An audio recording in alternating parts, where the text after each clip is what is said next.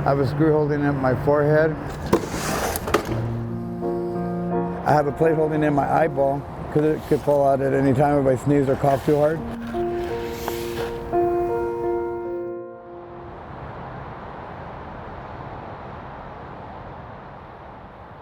Anthony Delgado struggles to see out of his left eye. The 52-year-old janitor was attacked while cleaning outside a BART station in San Francisco's Mission District.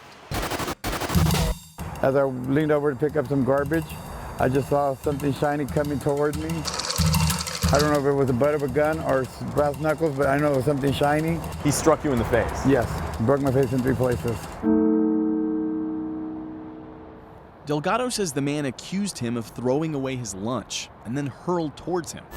3 years later, Delgado is still recovering. How many surgeries have you had so far? 4 surgeries. Eventually I'll need another to put in another screw to hold that up, a thicker screw. What's it been like going through this? Hell.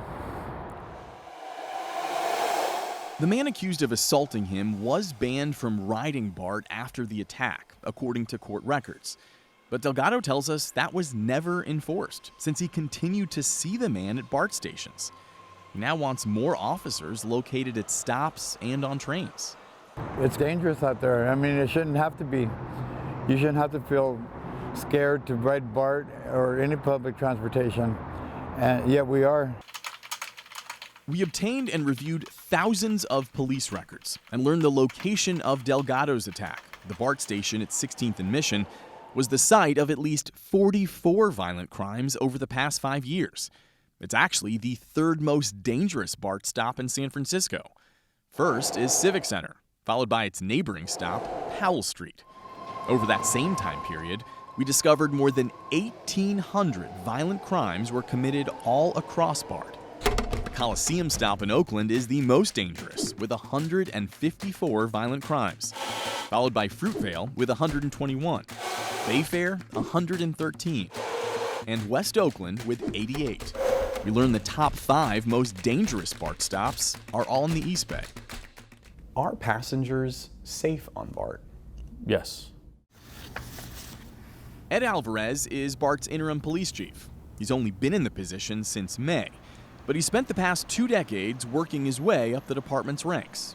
If you're saying BART is safe, but passengers don't actually feel that way, doesn't that mean your police department is frankly failing at its main job? No, I mean, we're out there focused. I mean, we're a microcosm of the cities that we traverse. We go through some pretty big cities in the Bay Area, and you know, we're not immune to crime. I mean, unfortunately, stuff happens and it comes onto our system. To explain how, the chief showed us a week's worth of crime plotted around San Francisco. This is all the crime that got reported to San Francisco police in the area surrounding the BART stop. But here's the crime that actually took place inside BART. We have 7 calls for service in one of our busiest stations in downtown San Francisco when they have over 570 in the same area. So it just kind of gives a good perspective to the type of crimes and the number of crimes that we get in our system. Just because there's surrounding crime here in San Francisco doesn't exactly excuse what happens on BART. So we showed the chief what we found and asked what he plans to do about it. Here is a guy who was wearing a mask who was trying to get on the tracks. This photo here actually shows someone holding a knife.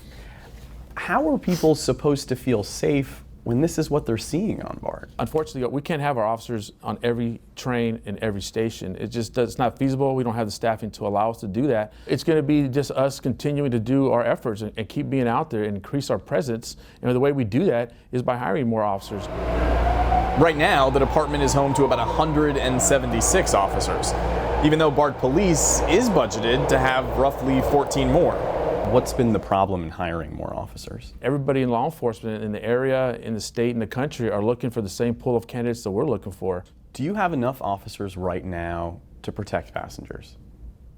No, I mean, we want to have our police department up in the 300s if we can. Some would be alarmed to hear the BART police chief say you frankly don't have enough officers to keep people safe. Yeah, I think if you ask any police chief across the country, we'll always tell you that we never have enough.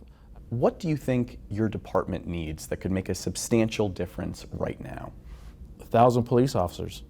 If you give me 1,000 police officers, I could put officers in every station, train, parking lot that we have throughout our district. 1,000 more? Absolutely. Yeah, the more officers I have, the more I could do. So that obviously is not realistic. So if that doesn't happen, people aren't going to see a change?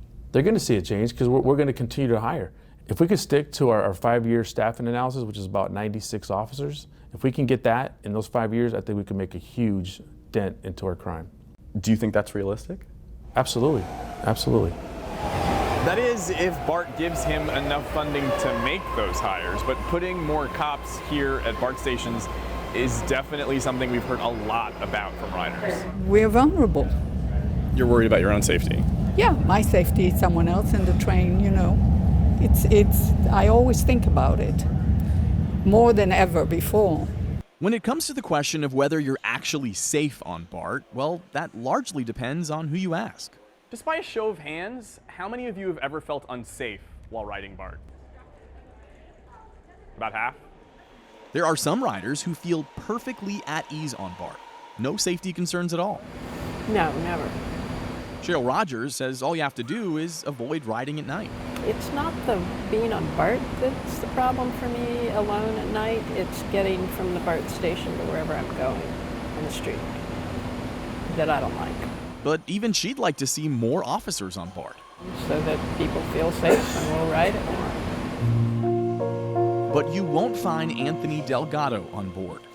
He says he's already reached the end of the line. I lost all confidence in the system completely. I was vigilant, and it still happened. I don't want it to happen to somebody else. I really don't. It's an awful feeling. I wake up with nightmares often. I will not leave my house at nighttime. I'm scared. And I just don't want other people to go through this. Do you think this is something you'll ever be able to get over? No. Not the way the system treated me, no.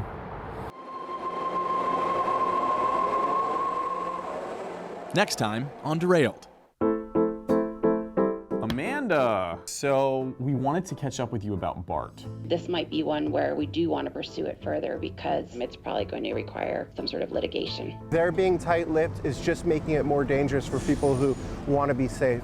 If you support being more transparent, why has BART seemingly taken steps to keep information from the public? I'm not aware of that. I mean, we're all about being transparent.